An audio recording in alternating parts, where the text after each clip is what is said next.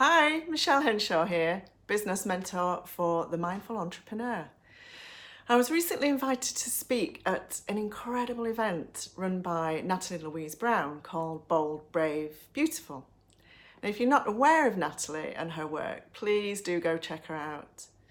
So when Natalie invited me to share what being bold, brave and beautiful means to me, I wanted to make sure I did much more than just pay it lip service. I wanted to do more than just roll out the usual accompanying adjectives we hear, almost too much these days.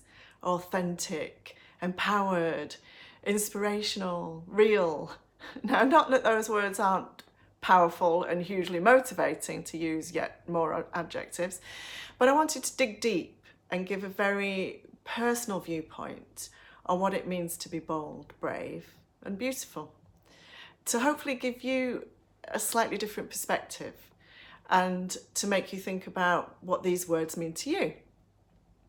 So until I was about 12 years old, I grew up on my own with my violent, paranoid, schizophrenic, Jehovah's Witness mum.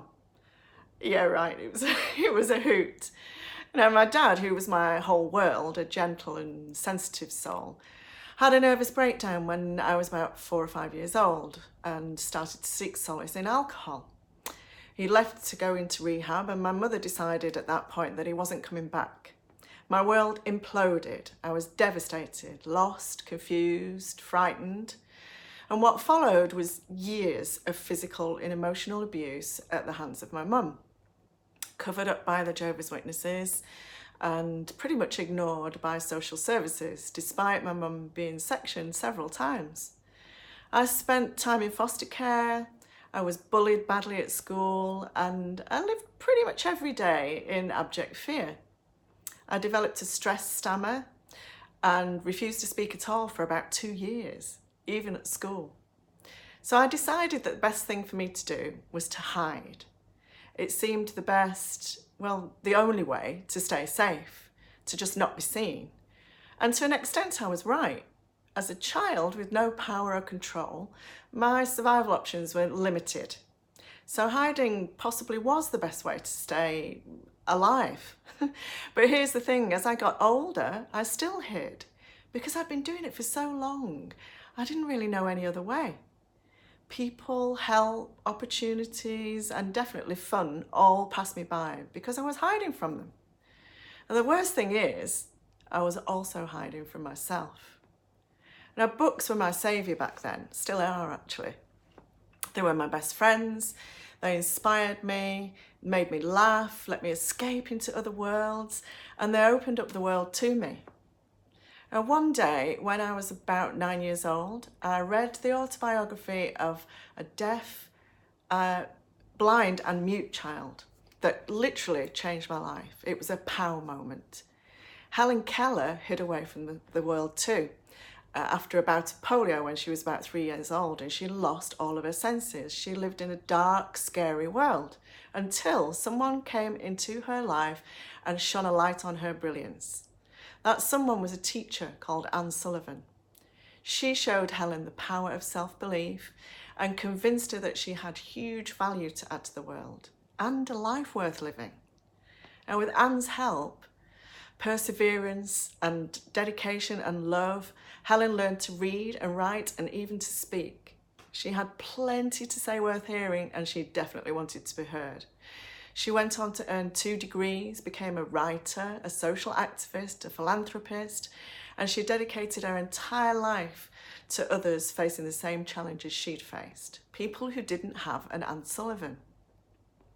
There's no doubt that Helen Keller was brave, definitely bold, and had a beauty that defies the physical. And so was Anne Sullivan too. Well, wow, Helen and Anne's story hit me deep in my chest.